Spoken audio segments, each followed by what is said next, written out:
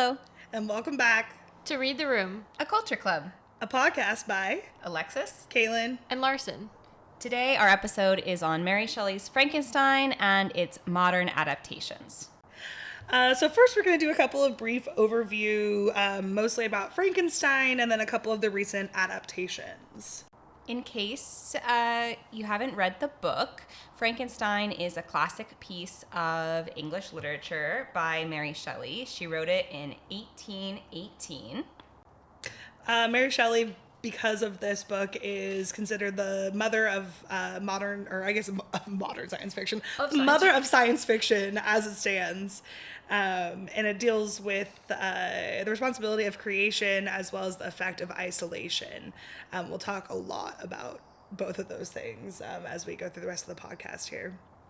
And the basic plot follows Victor Frankenstein, who is a gifted scientist, and his obsession with creating life from death, which he ultimately does when he creates his monster, who is actually famously unnamed in the book. It's only ever Frankenstein's monster. Yeah, and just like a note, the book is kind of split up where it's introduced in letters. Mm-hmm. I think maybe four letters in the beginning. And then the first half of the book is Victor Frankenstein's retelling. And it's his life, where he's born, his family, how he's brought up, and then his story of how he created this monster, what led to it, and then what happened afterwards. And it's from his point of view. Mm-hmm.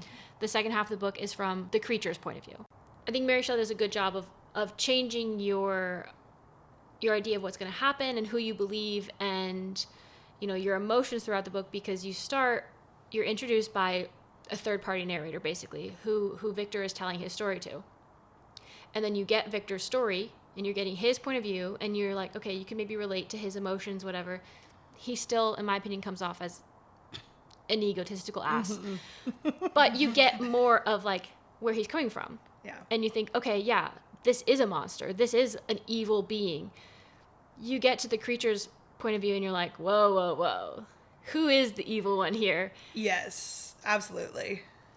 Yeah, it does become like a little bit a story about the cycle of violence and the way that, like, Frankenstein's creation is made into a monster by Frankenstein. Like, he's not necessarily born that way just because he is created from death.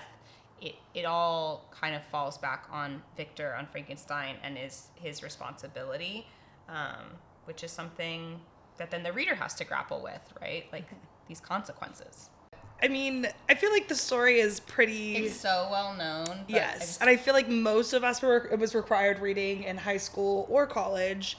And I think the kind of the overarching things that we want to touch on are the facts that he creates a monster that he ends up not really knowing what to do with. He's so excited about creating life and this project that when he does finally create his monster, it's a little overwhelming.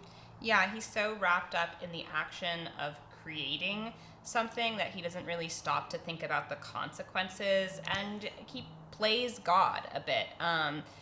Frankenstein, he's not ready to be a father, which is what his monster, his creation, asks him to be. So ultimately, it ends up being a story about science, but it also ends up being a story about parenting, about family, about human connection, and what happens when you have a lack of that, since Frankenstein abandons his creation.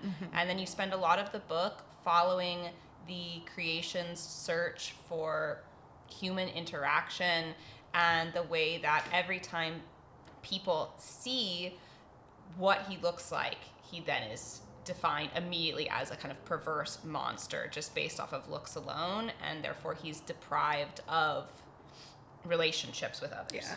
And I mean, he's forced into a world that he cannot be a part of. Like, he every interaction he has with a human except for the blind man, he cannot be a part of this world that he is pushed into. But, like, we're obviously not here to say anything too new or too profound about Mary Shelley's Frankenstein. Like, that's a classic that you're going to read in your high school English classroom, and people are going to be talking about it over and over and over again for ages. So I think really what we were more interested in discussing was some of the modern adaptations, specifically movie adaptations that have come out playing off of the book and playing off of Shelley's themes, which she captured so well in her writing. Yeah. So I guess the first one we're going to start with here is Guillermo Del Toro's 2025 Frankenstein, and beautiful film just to begin with, amazingly visually beautiful film.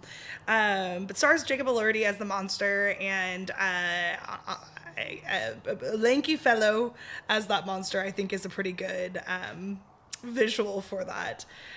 He's also supposed to be beautiful, and although he has a lot of stitches, I do think... Yeah, that's another note, is when Victor is initially creating this creature, he is literally going from body to body on the battlefield, trying to find the most beautiful men, the most beautiful parts of each body to create, like, a god. That's not really what ends up happening, but that was his intention. Yeah. Yeah, the parts are supposed to be beautiful, but then the sum of those parts ends up being, like, super terrifying. I don't know that Jacob Elordi looks, like, terrifying in Guillermo del Toro's version, but I didn't mind that. And then Victor Frankenstein is played in this version by Oscar Isaac, who does a great job being a kooky scientist. Yes. Yeah. And although it is not shot for shot as the original book is, it is very faithful to that adaptation. It is aware of its source material. You can tell that Guillermo del Toro loves the source material, that he's read it, he's chewed on it. And there are some major significant changes that are in the movie adaptation, but they almost seem more faithful in a way. Yeah, I would almost say it's like, I don't know if faithful is the right word, because, like, there are big plot changes that make it not faithful to the plot of the book. However, he understands the theme. Yeah. And if you want to use more modern language, he gets the vibe of the book. Yeah, absolutely. And the changes he makes, like, I remember watching it, and when he changed the backstory of Victor, and because Victor grows up in a very loving, wealthy family, he's given everything he could ever want in the book, and in the movie it's shown as an abusive relationship with the father. His mother dies, which she does die in the book as well, but earlier on in his life in the movie, raised by an abusive father, and it changes maybe some intentions behind Victor's actions. So I think that is a really big change, and when I was watching it, I was immediately like, I don't like this. Yeah. This is going to not end well. This ruins it, because it changes, like, from my reading, it felt like, okay, Victor is this self-obsessed, he's a young man who is just, he thinks he's hot shit. He thinks he's smarter than his professors. He is at the forefront of this, science, and he thinks he knows more than people who have been in this field for decades and decades. And he has this hubris that, like, just stirs him along. And he then does, create this creature, and immediately freaks out, and you get his, like, immaturity back. You get this, like, boy again, which, because he's like 18, 19, 20. He's really young when he actually creates the creature.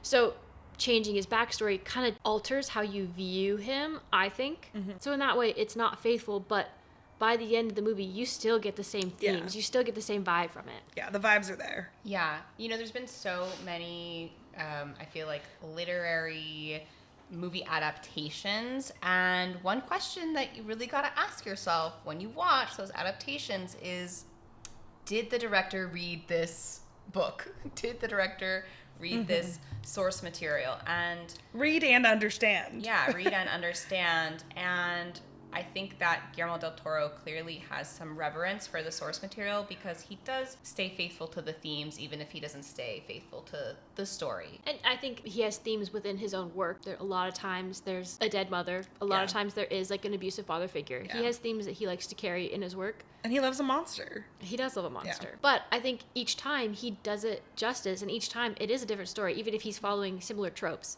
It's a different story, and he does so much research, he has so much care for the material that he is adapting. Yeah, absolutely. Yeah, and just another note that I think is just interesting in his adaptation is Mia Goth plays both the mother and I guess she's love interest in the movie adaptation, where she's sister and sort of still love, but not love. she's the sister adopted sister slash love interest in the book, and in the movie she's a love interest that he's not allowed to have because she's actually the love interest of his brother in the movie.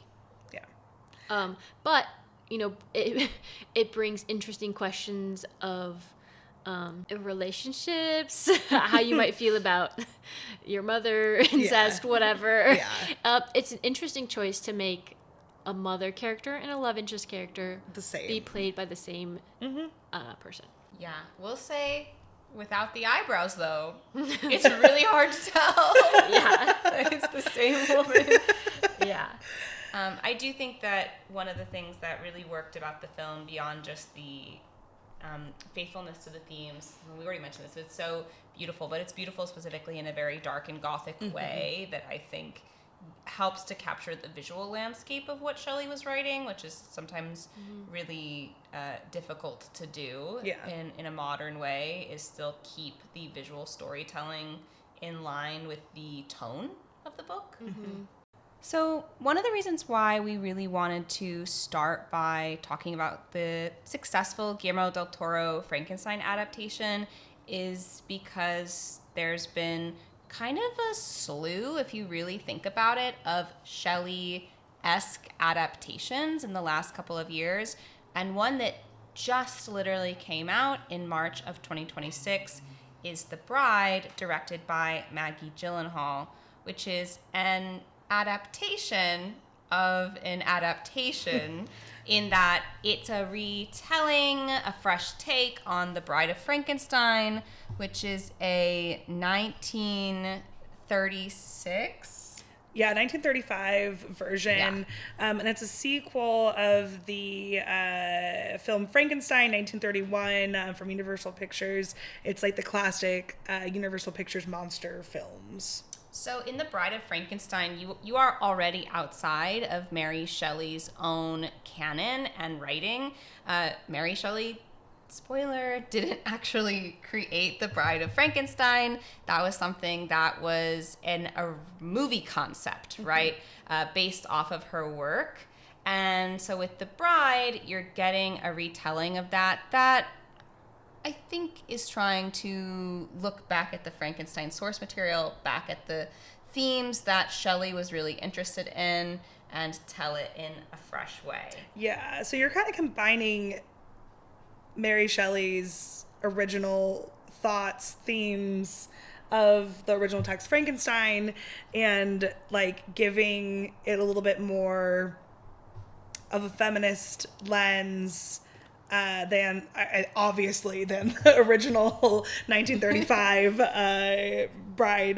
Frankenstein's Bride.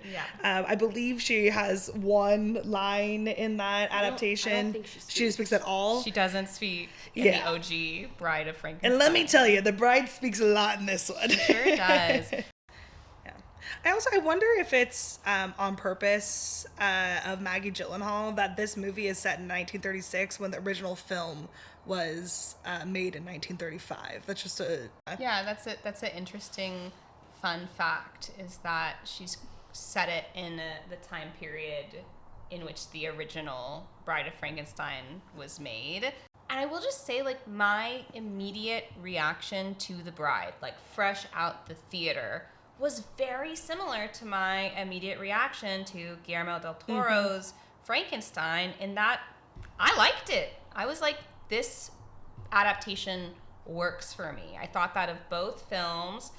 for different reasons, of course, because they're very different takes on the thoughts of the same author, really, at the root of it. But I thought that The Bride was a big swing. There's a lot you can unpack in it.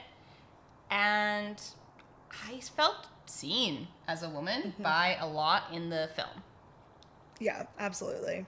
If you haven't seen the movie, the basic plot begins in 1936 Chicago with a woman who's named off the bat as Ida, though her name kind of changes as her identity gets warped or controlled or reclaimed at various points in the film.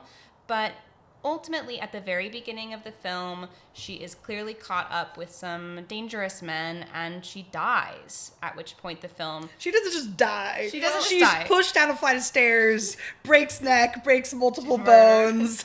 She is put down because she is too much at this, in the opening scene. Yeah. For speaking specifically. And then at that point, the film's focus switches to Frank, as in The Frankenstein's monster, who is in this version real. He is still living in the 1930s. About 100 years later than his original creation. And he's going by Frank. He's taken his father's name. And the film switches to his search for a companion. And his desire to reanimate a corpse so that he can have a partner that's like him. Yeah, and I think it also, he's kind of following his father's journey, if you will, because some of Victor's original desires to create this thing was to kind of have a companion, a friend. It's interesting that now Frank is following A similar path. Yeah. Yeah, so Frank, our original monster here, but he finds a doctor who is written about reanimation, I believe is the term they use, of corpses. And this doctor turns out to be a woman, which is also interesting to note. And her and Frank find Ida, successfully revive Ida. And then Ida and Frank kind of have a little Bonnie and Clyde moment. Well, yeah, so Frank's intention, like we said, he's lonely. He wants a companion. He also wants to fuck. He's horny. Yeah, like literally, he's horny. He wants to have sex. Yeah. And, he's been shunned by humanity for over 100 years. He can't find somebody to love him, to care for him. And he wants partnership. He wants someone to spend time with him who's like him. Yeah.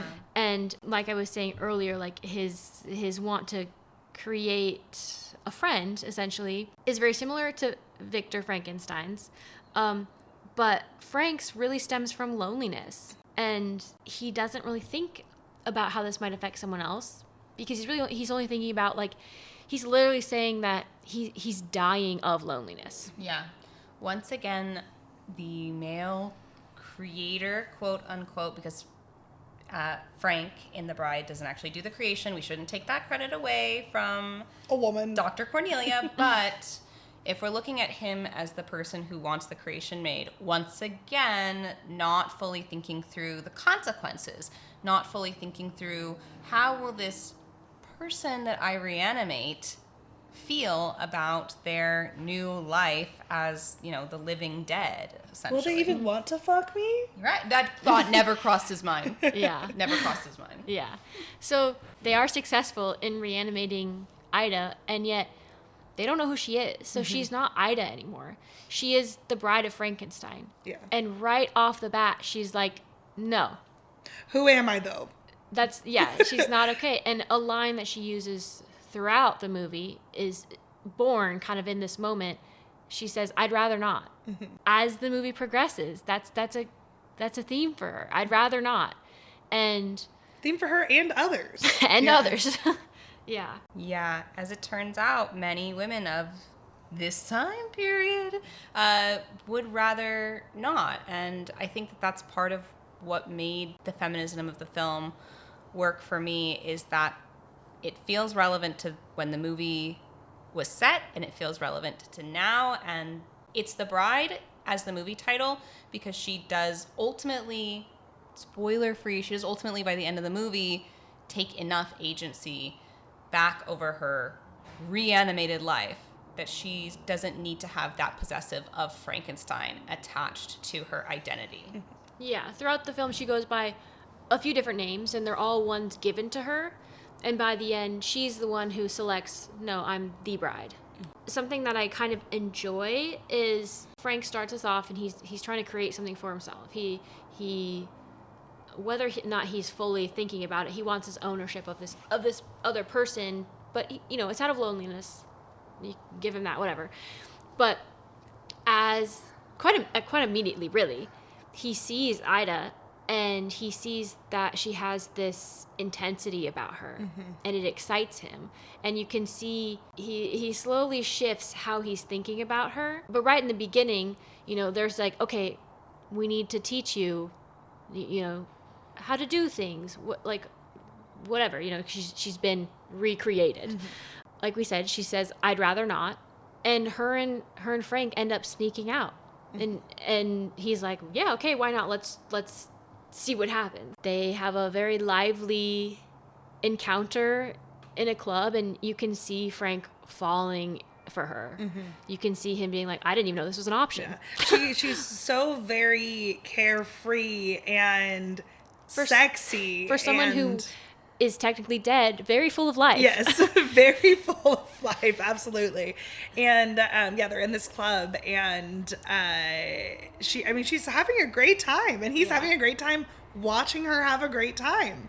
Until the actions by others in that club kind of lead them into the Bonnie and Clyde-esque part of the film. It kind of starts there. I don't even want to say like downfall. No, I wouldn't say downfall. But it just kicks off the plot, I guess. It's the catalyst of the rest of the movie. Yeah. And what's really interesting is that we, all three of us, after seeing this film, picked up on all of these things. We're very excited to then see what other people had to say about it, because we were like, wow, there is so much to talk about here. And have been super surprised by how much criticism has seemingly come out online and by the way the film's been doing at the box office. It seems like of the Frankenstein cinematic universe adaptations to have come out in recent years, The Bride is really not getting... It's getting a lot of shit. Yeah, it's not getting a fair shake.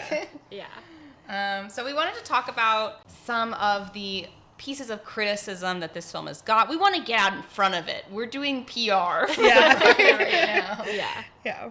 I feel like something that we really related to, touched on, noticed while watching it is just the general feminine rage, the feminist themes of it. It's based on a book written by a woman in a time that women didn't really write books. It was very progressive. I mean, and it was published under a man's pen name. Like, I feel like that's... Yeah. There's a lot of feminist layers. Yes. There's a lot of feminist themes in the movie, and there are critiques that are directly going towards those themes in the movie, or some things that we've seen as criticisms that I think that we see the inverse of those criticisms, and some of the criticisms are rather unfair. I want to start off the criticisms by saying this is not a musical. No, it's absolutely not. Yeah, there is one dance number. People online have been saying that they didn't know that The Bride was a musical. Let's just start there. That's so fair. It's not. It's not a musical. No. 100% no. So if that's been what's stopping you, go watch rest assured it's not. Yeah. Watch the movie. Yeah. Another piece of criticism that I've seen about the film is that the plot is a little all over the place, that there's a chaos to the way that the plot is put together, both in terms of like, wow, there is a lot going on, but also in terms of tone and how it can shift in tone from being violent to being a little silly or a little goofy, and then go back to almost like dark comedy, and then and a little bit of romance. Yeah, and there's there is some genuine intimacy and connection between the bride and Frank, and to that, I say, yeah, there is a lot going on, but I think our big gripe with that criticism is that we see all those layers as being incredibly intentional and full of meaning. Like, even just one of the simplest things, those shifts in tone, the original Bride of Frankenstein, the movie that this is adapting, was known for blending horror genre with camp, with dark comedy. And when it was made in the 1930s, that was revolutionary. And it was really celebrated for its ability to blend those genres. So trying to capture a bit of that in this modern adaptation, it's almost like homage. Mm-hmm. How can the film at once be too fresh of a take, have too much going on, be too modern, too feminist, and then at the same time be critiqued for the very tonal shifts that its predecessor was hailed for? There's a lot of dissonance in how people have been critiquing the film. Yeah. Also, there's a lot of movies that blend horror, camp, all these other things that are made by men and don't get this shit. So yeah. Yeah. And then another critique just on the chaos of it is like the chaos of the script, even the chaos of having the Mary Shelley the Mary Shelley in character, you know, the bride character, a lot of her dialogue, you know, is chaotic. And again, like, I would say that's part of it. That's part of the point here. Like, there's a line towards the end where the bride says, "I just want so much." And I think that's a part of the whole thing. Like, there is just, to be a woman is so much. Yes. There's so much going on. Yeah. Internally, externally. Yeah. Yeah. Expectations. Society asks you as a woman to be so many things all at once. You have to be sexy, but not too sexy. You need to be charming, but not too witty. Yeah. And Ida, the bride, she is thrust into a position where she has to navigate that with her own desires. So it's a lot, but I think being a woman is also a lot. And I don't think we've explicitly mentioned it yet, but there is a framing a bit to the bride through the lens of a Mary Shelley character, who Jessie Buckley plays the bride, and Jessie Buckley also plays this Mary Shelley character.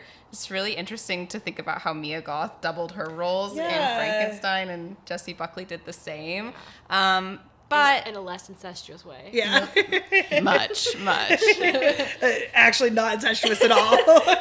But, you know, and the point of, like, the script having packed so much in, it was giving Jessie Buckley a lot to work with, because she did really great at both of those roles and making the personality of Shelley distinct from the bride, and then at times embodying both. Yes. When she is the bride who is being possessed by Mary Shelley, you can feel it, you can see it. She shifts and you realize, okay, this is not the same person that was just saying something. And it's literally could be a switch from word to word. Yeah. Like, she has this battle going on. Almost as distinct as, like, Michael B. Jordan playing the twins in Sinners. Like, they are completely different people, although they are A, twins, B, like, played by the same actor. But, like, she visually is the same. It's her face, right? It's not like she's playing a different character I mean, she is playing a different character, but not visually different.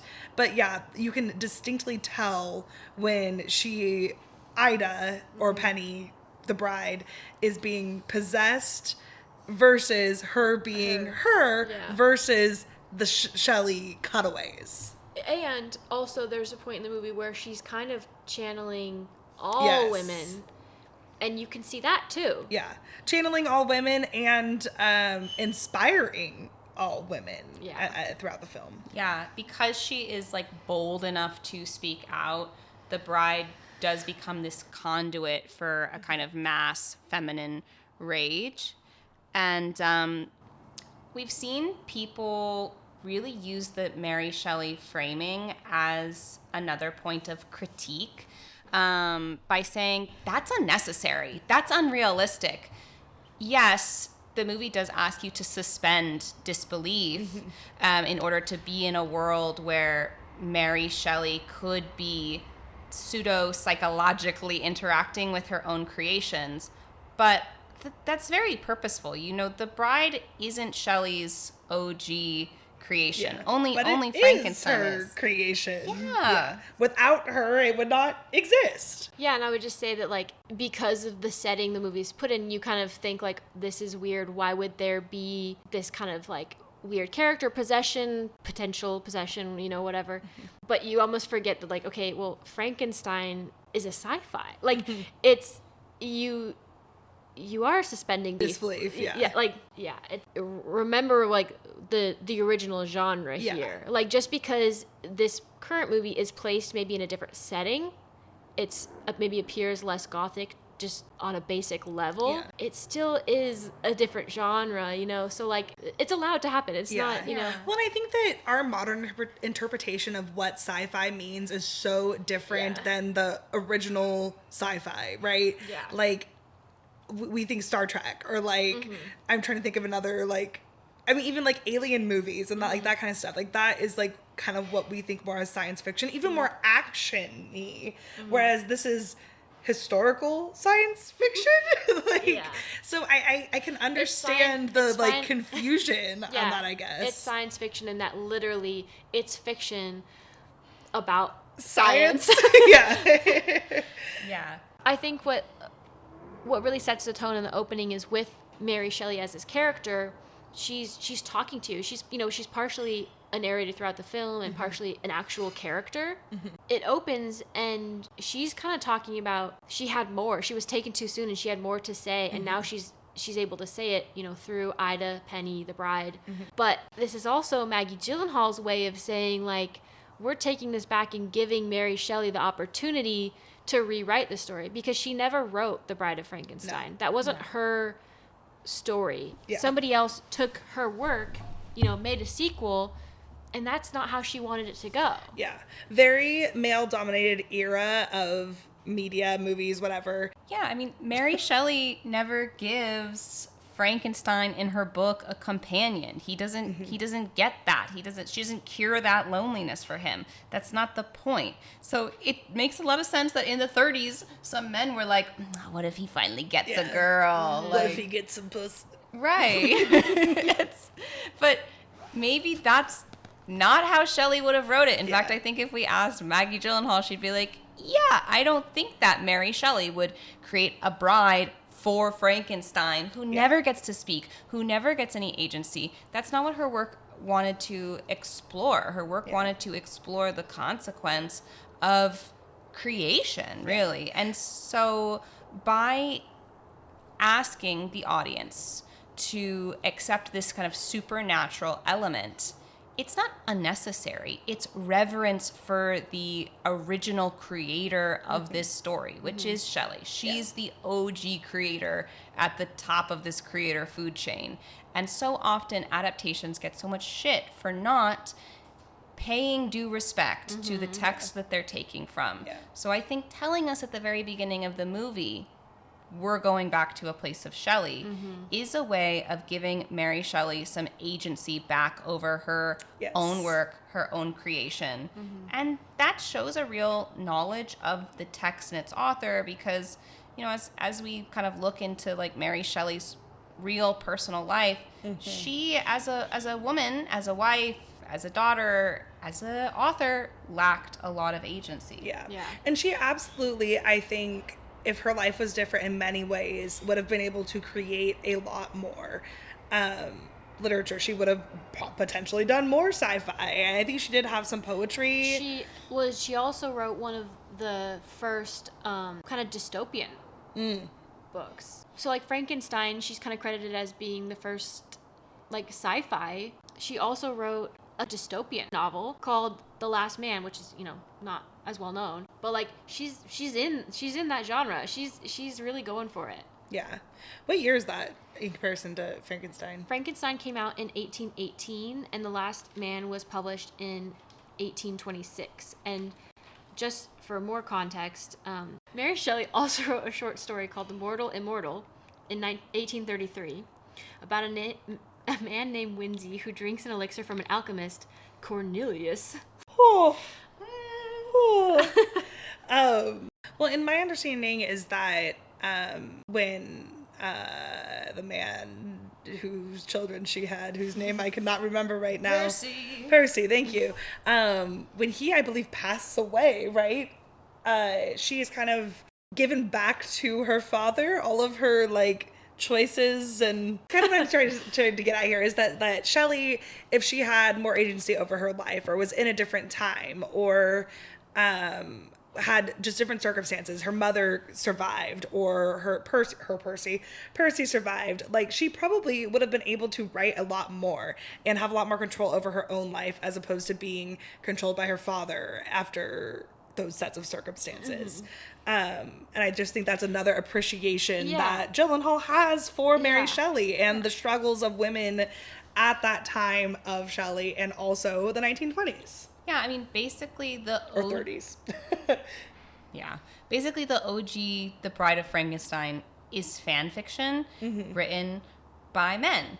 And Maggie Gyllenhaal basically asked the question, what if instead this version was Shelley's creation and was under Shelley's power? And what would that look like? And I think just even something as simple as, like, Cornelius being a character in a later Shelley work, and then Cornelia being the name of the female doctor who reanimates the bride, shows you, like, there is 1,000 Easter eggs in this film that indicate some real passion and effort on the part of the people who created it. Yeah, I think a lot of her effort in this movie is like, okay, bring it back to Mary Shelley, give her a voice. Yeah. She pays homage to every kind of little adaptation of Frankenstein, Young Frankenstein, The Bride of Frankenstein. There are little bits and pieces throughout the movie for all of those things. Yeah.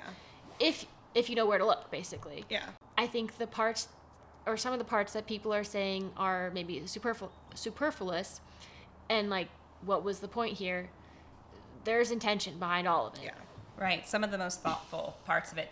Even something like the Bonnie and Clyde motif, because that's one of the more obvious and kind of over the head parts of the plot of this movie, is that the bride and Frank do at a certain point have to run away together, and they're on the run, and they're doing their Bonnie and Clyde moment. And I think a lot of people are reading that very simplistically, but actually there is a lot of research that had to go into that. For instance, Ida, when she falls down, when she's pushed down the stairs and breaks her leg, she walks with a limp when she's reanimated. The real life Bonnie had broken her leg in a car accident and was known to walk with a limp. And I even see Maggie Gyllenhaal really trying with this film to give Bonnie some agency back, because the real life Bonnie, like, at the time that Bonnie and Clyde were, you know, doing their spree, she was known to have not committed any of the, like, violent acts. She was an accessory, she helped Clyde, but Bonnie never murdered anyone herself. She also was never named. At the time, we didn't know Bonnie's name. Like, she was Clyde's girl, or she was, like, Clyde's accomplice. She wasn't named in the press at the time that their crimes were actually taking place. And you see a reversal of that really in The Bride, where the bride does commit violence. She is kind of the catalyst. She's the aggressor. The aggressor. She's the driver. Yeah, she's the literally driving them. Yes. And she's the aggressor, and also she's the one that the press focuses on, and also that, like, she's the star of the show that not only the press focuses on, but then also that the people focus on. And she kind of sparks this movement amongst women at this time, which I think is, again, really purposeful, because when you look at the 1930s, and even looking a little bit prior to that, like the 1920s as a setting, that historical context really matters when it comes to women's movements, women's history, and the idea of feminine rage. Because, 1936, women have had the vote for 16 years. Like, it's fresh. Yeah.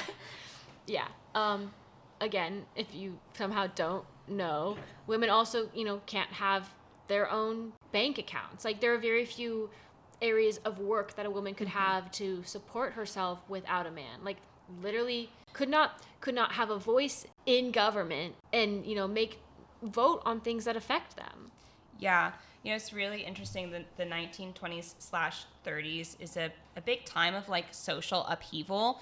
You actually see in the 1920s with the passing of the 19th Amendment and the after effects of so many men dying in World War I, a lot of progression. You see some more progressive attitudes, and you see women scraping at some freedoms outside of the domestic sphere of like housewife life for the first time in kind of recorded American history and a modern society, I should say.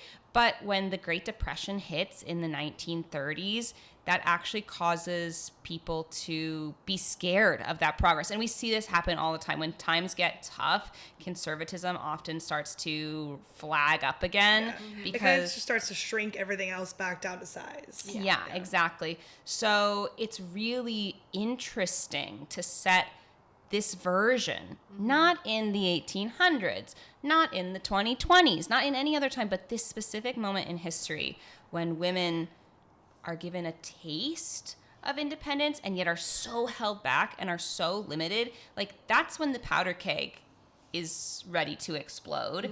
And the bride is supposed to be, in this version, a bit of dynamite. Yeah. Yeah.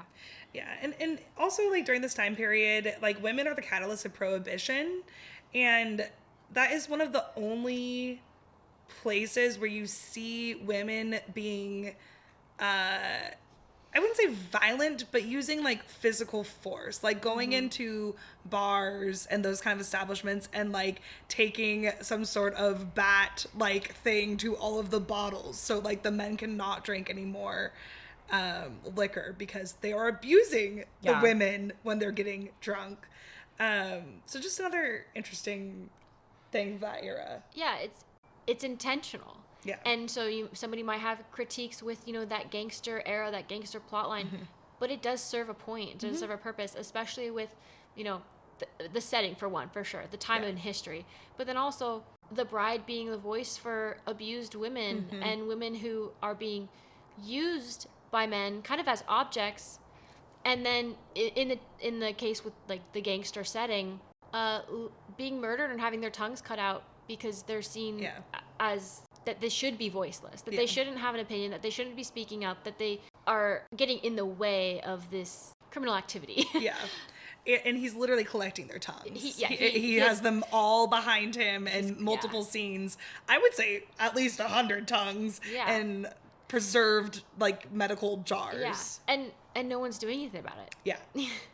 You know, you find out later in the movie that the bride character, when she was Ida, went to the detectives and was saying like, hey, this is happening, but also we are here, we will be your informants. They didn't protect them, they didn't do anything when they started being murdered. They just kind of were like, well, we ran out of funding, so sorry.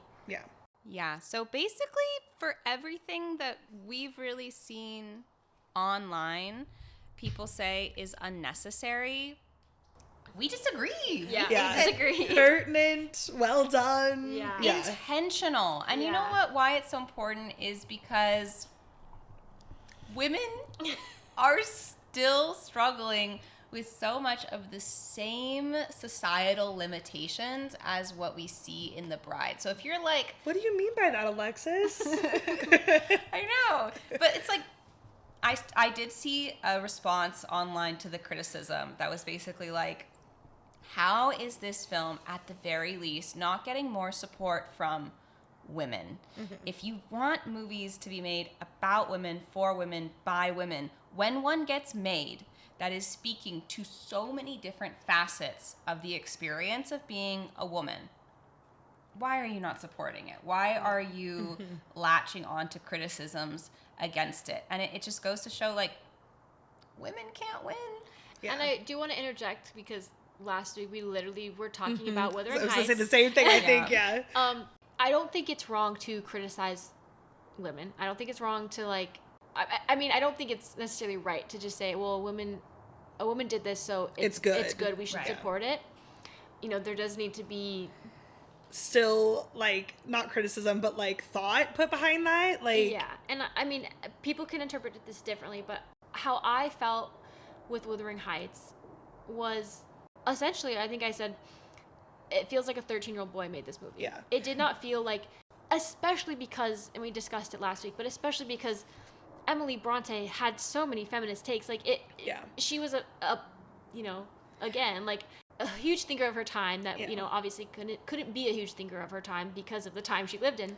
Yeah. And Emerald Fennell did a lot to kind of strip that away and bare bones of Romeo and Juliet, whatever. Yeah. It's like a watered down perversion of the original, watered down romance version of the original text. So I think it's okay to critique women, Yeah. but I think you also have to understand where they might be coming from. And in this case with The Bride, the things that at least we've been seeing being critiqued have a point and are rooted in feminism, feminist rage. Like, there's a lot of layers there. And I think it also shows that you can have, like, you can have more than one thing. Like, I feel like in The Bride, there still is romance, and there still is, like, care for their relationship. But you still have these overarching themes of feminist rage, and it doesn't feel watered down by any means, and I feel like their relationship doesn't take away from the overall themes. No. More feminist themes. Yeah. As opposed to the Wuthering Heights adaptation. Yeah. I was just gonna say, like, no, I mean, like, per usual, it can be both. Yeah. Right? Yes. Like, if this was a movie that took the feminist lens in a really simple way and was just like, all men are bad, I could maybe start to understand some of the critique more, but it's not that. No. Yeah. Because Frank ends up being redeemable. Yeah. Like, they And the detective. like, there are several male characters who care for, sometimes, you know, in a short-sighted way, but care for the bride and show some growth, show some new understanding about her experience, about her feelings. And it's not a movie where the thesis is all men are bad just because it's a movie that's feminist. Yeah. And I really think that it's a movie where we immediately leaving the theater, we're saying, like, only a woman could have made this. Yes. Which stands kind of, in contrast to something like Wuthering Heights, where it's almost like, how did a woman make this? how did a woman make this? So things made by women, they're not, like, beyond reproach, but at the same time, so much of the things made by women are reproached just because they're about women. Yes. Yeah. Absolutely.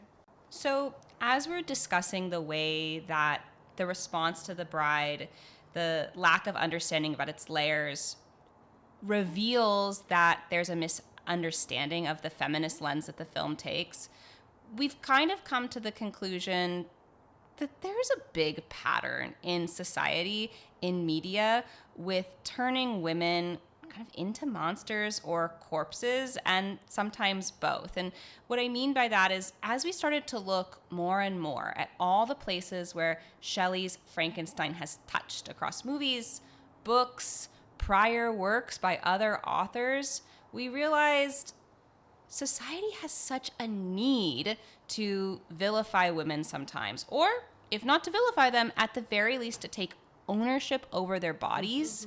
And one of the ways that that ownership comes up symbolically is in this turning you into something beyond your control, turning you into... Without your consent. And without your consent, turning you into a monster.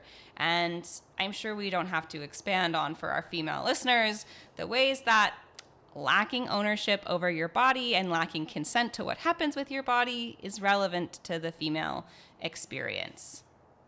Relevant to the female experience now and literally always. Yes. And As long as time and patriarchy have been a thing.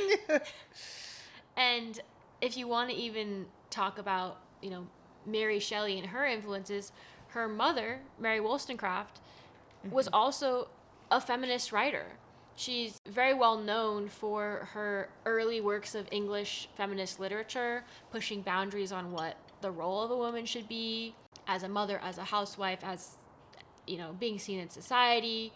And one of her works, called Maria, or The Wrongs of Woman, touches a lot on the role of a woman and ownership over herself. And a line that I felt really, really is embodied in The Bride is, she despised and preyed on the society by which she had been oppressed, and loved not her fellow creatures because she had never been beloved. Thus degraded, she was let loose on the world, and virtue, never nurtured by affection, assumed the stern aspect of selfish independence. To me, I was like, not only is that relevant to The Bride, maybe relevant to Mary Shelley when she wrote Frankenstein, relevant to Maggie Gyllenhaal when she was looking at references for The Bride. It's relevant to like literally every woman right now, because I think, Alexys, as you were saying earlier, like women are always too much, too little. Like you can never do the right thing. Yeah, I know. When you were talking about that earlier, the thing that popped in my head was the America Ferrera monologue in Barbie, where she's talking about like everything you do is wrong no matter what, and it is such a difficult place to be in. And like, I mean, honestly, is there not some sort of generational trauma with that? I mean, there has to be some sort of generational trauma with that, because it has been literally as long as time. That, I mean, I would say the majority of societies are patriarchal, and that is when women are oppressed, and that has been the majority of history, right? I mean, there hasn't been a lot of good times for us ladies. Yeah, and I think like it speaks to the aspect of feminine rage that lives within a lot of us and is integral to this film. Yeah. I think so many of us feel those pressures to be and to do so much for others. And the thing about having to carry the weight, since you're a child, like it starts when you're like a little girl, carry the weight of what other people expect you to do and be, and how you have to cater to other people's feelings and emotions, because you are a nurturer, because you are there to help, because you are there to guide. Even when you're young, you are expected to shoulder the burden of other people's emotions just because you're born into a female body. That is so captured in that quote, I feel like, that Larsen just read. Even the idea of independence becomes selfish when society sets you up to have to do and be so much for other people. And we see that so embodied in The Bride, in the way that she's reanimated, she's brought back to life, she's created to be Frank's companion. Well, just to interject for 1 second, there's literally a line in Frankenstein when Victor is talking about his love interest, and he says that till death she was to be mine only. Yeah. And it's to be an object. Right. Because it's the men of Shelley's world, which is our world. Yeah. That they want a woman to be theirs, to be the bride of. Not to be in communion with, and to have a relationship with. It's an object to have and to do things for you. And the bride, she's made for Frank, and then when she says, I'd rather not, that's seen as being radical. Yes. Just the idea of having a choice. It really makes me honestly think like about the function of patriarchy and how honestly perverse patriarchy is in terms of creation. Obviously, creation is such a heavy theme in Shelley's work, and motherhood and womanhood is a big important pillar of Wollstonecraft's work. Patriarchy really takes the idea of creation and perverts it, because we know that everybody comes from a uterus. Like creation, the power to create life, like that inherently belongs to women or to people with uteruses. And so from the very jump, when Victor Frankenstein wants to create life, that's patriarchy. Like that is a man grasping at a power that women innately have. And that's part of, I think, why it's perverse. But also when you take women who are the natural creators and you then turn them into creations, you take Ida and you make her the bride, and then you rob her of any agency. You engage in this kind of like societal tradition of limiting women. And that goes all the way back to the Bible, when Eve is created for Adam, from Adam. And it's just so silly to me to think that when we've all, for as long as we have existed, been born from women, to ever take that and try to reverse it. It doesn't make any sense, and it just creates a society that honestly negatively impacts women and men. Yeah, as I say, does patriarchy affect us all? Wow. Yeah, and I think that a lot of people would sit there and would be like, oh, The Bride, like, it's so overtly feminist. Like, why did we have to make Frankenstein feminist? Bitch, it's already feminist. Yeah. Like, male loneliness, isolation is such a huge factor in the original text. Yeah. as well as the almost every, if not every, interpretation since. Yeah. While going through many critiques of the film, I saw somebody saying that it felt like it was more about the male loneliness epidemic rather than like feminist rage. And again, I feel like we have to disagree that this is not about the male loneliness epidemic. It is the catalyst of the story. Yeah, it's a thing that like has existed and women have to deal with. It's not the point of the movie. You know? Yeah. It also tale as old as time. Yeah. Like, it becomes a woman's problem to have to deal with, like, to make a man feel better in whatever way, take care of him, whatever it is, be his object of, you would hope, adoration, affection, but not always, just be his object. Yeah. Well, in our current society as well, like, the burden is placed on women for the male loneliness epidemic, but also women are figuring out how to live successfully in this society without men. And I think it shows how patriarchy affects us, but also how we coddle men, that they haven't been able to figure out the way out, right? I mean, like, women, if you marry a man, your life expectancy shortens, and if men marry a woman, their life expectancy goes up. So I think that these are all very I feel like devastating statistics, but that women are adapting and staying single or marrying women or being in less traditional relationships because of the male loneliness epidemic that has been caused by men for men. Yeah, I mean, patriarchy doesn't allow young boys to grow into men who are able to voice and cope openly with their emotions. And when you are a man who is forced to suppress your feelings, you end up with no independent ability to cope with the world, to cope with life, because life is hard. Loneliness is hard.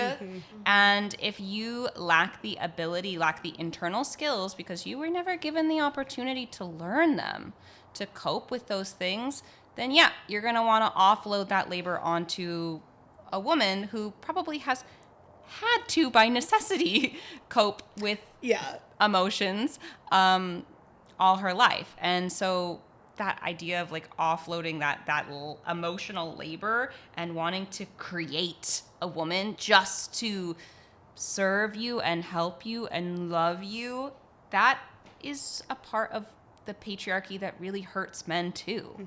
Yeah, and I think that it's important to note, like, in this version, in The Bride, Frank's initial thought is like, I need a companion, I'm so lonely, and what combats loneliness is community. Yes. And Frank is not allowed to have community. Yeah. He is seen as a monster. He's never allowed to join society. He's never allowed to make connections. So he feels like he has to create someone just like himself so he can have a partner. Yeah. So yeah, male loneliness stems from a different reason, and he isn't allowed to even like find other ways to work with that. But I also think that it's important to notice that throughout the film, his view of the bride shifts as she grows and as her character changes and as he sees her as a person. He might have started off thinking like, okay, she's mine, thinking about her as an object because that's kind of what he was taught looking at society. But as the bride's character really, really comes to life and you see so much more of her, you also see Frank shifting and, almost following her. Yes. And understanding that, wow, she's a person. Yeah, she takes the wheel, literally. Yeah. Like, yeah. I think that the more that we delved into this idea of creation, male loneliness, women being made into monsters or killed because men kill women, we realized that this has been a pattern in the media far longer than just the last couple of months. We saw online even a comparison between the critical response and audience response to The Bride and Jennifer's Body, kind of in the idea of Jennifer's Body being another film that initially had poor reactions because Jennifer's Body does read more feminist and therefore didn't appeal to a mass audience, didn't appeal to men. But like 10 years later, people came back to Jennifer's Body and it became like the definition of a cult classic, right? It got a cult following who really appreciated it, even if it didn't get appreciated as time. And there have been people who have already drawn the comparisons of like, that's what's going to happen to The Bride. When people take a step back from this, give it some time, they're going to realize later down the road, oh, this movie was really saying something that maybe people weren't ready for at the time. So we went back and we watched Jennifer's Body. We read the sacred text. We watched Jennifer's Body, and if you haven't seen Jennifer's Body, we're not going to summarize it. Go see it. No, if you haven't seen Jennifer's Body, we do recommend a watch, but in essence, it is another tale where a woman loses her life at the hands of men. Against her will. Against her will. Her body, literally, that it's in the title, Jennifer's Body, is taken, possessed, turned into something monstrous and demonic and perverse against her will. By men. By men. And then there's a vilification of Jennifer because she is hungry, because she wants to eat boys. And, you know, they're not exactly synonymous films. They're very different stories.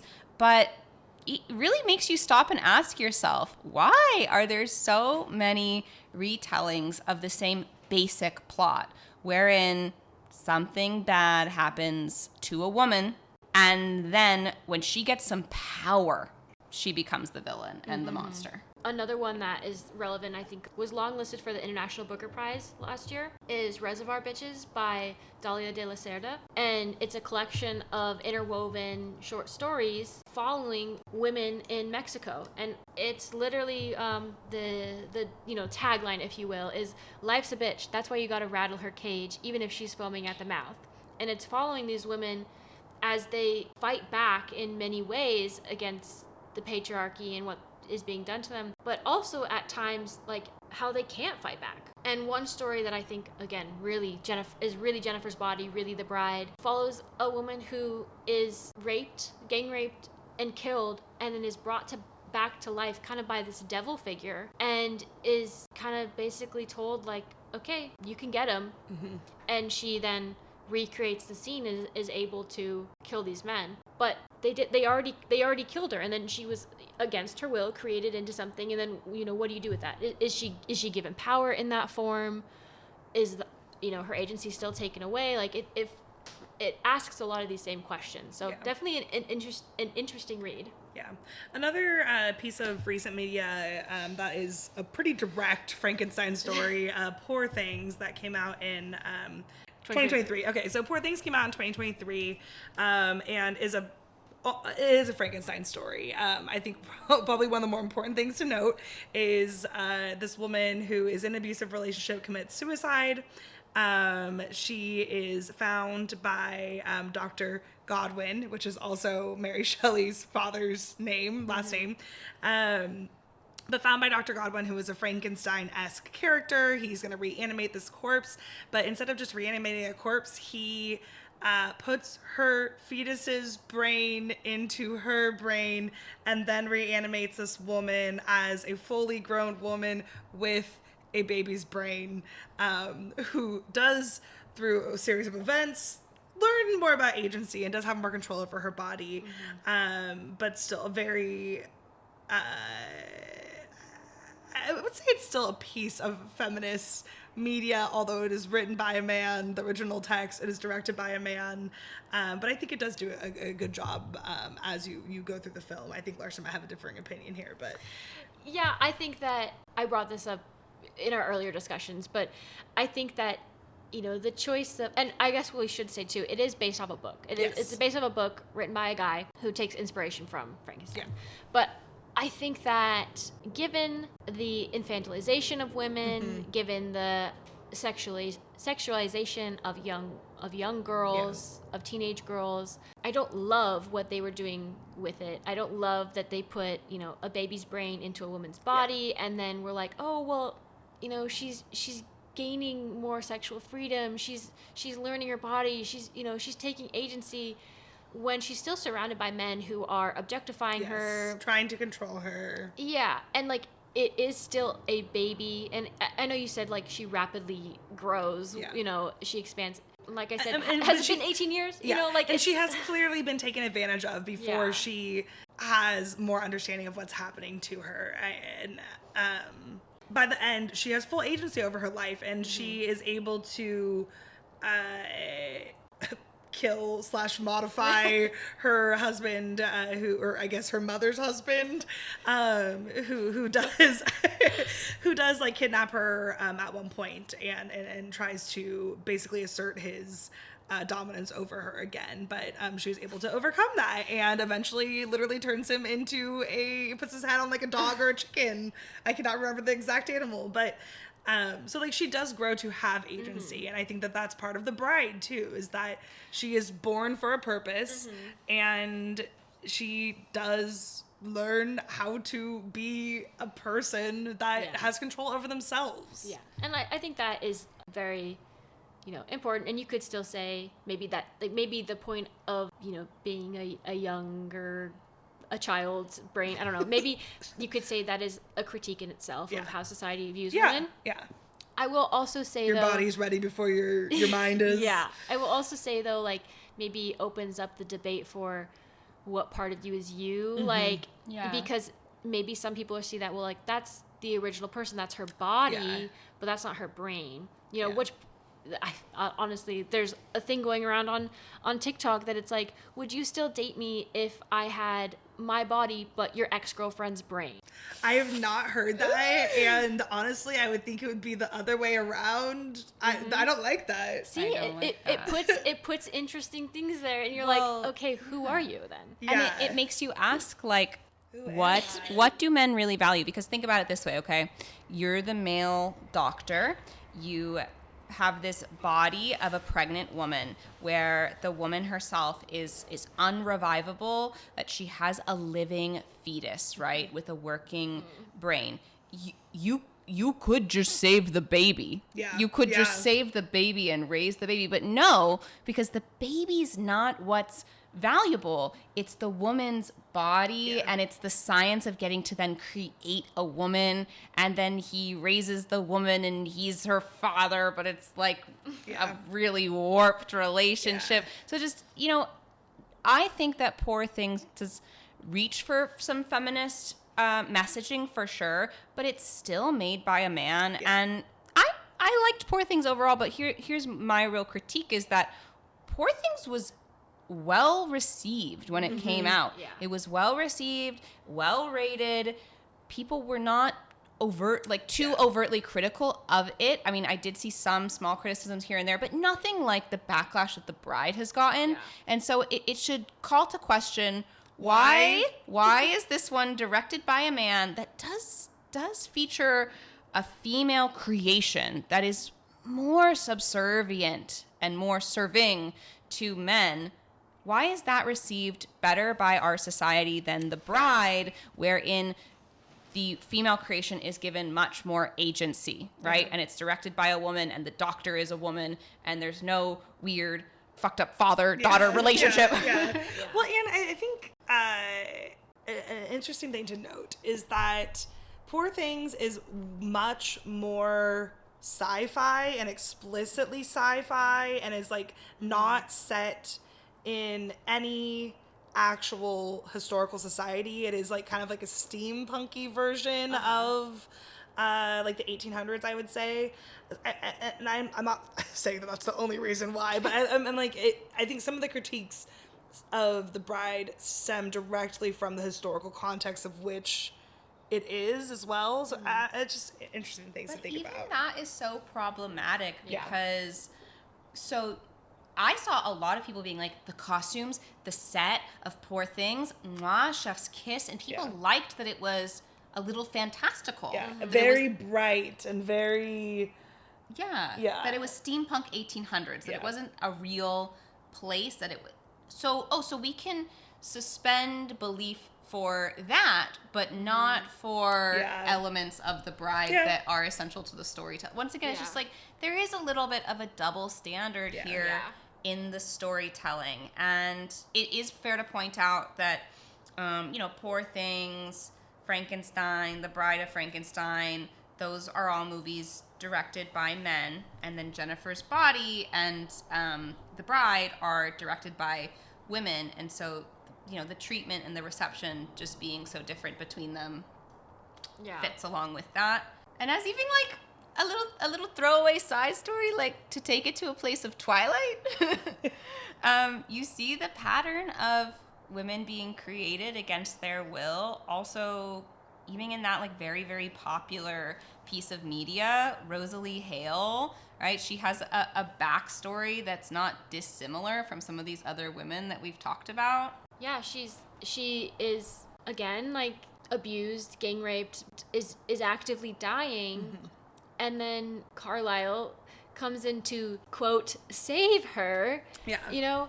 And really saves her for the purpose of being Edward's wife. She doesn't want it. She then loses the one thing that she really wanted in life, which was to be a mother. She can never have that. And they didn't care what she wanted. They were just like, oh, well, I'm saving you.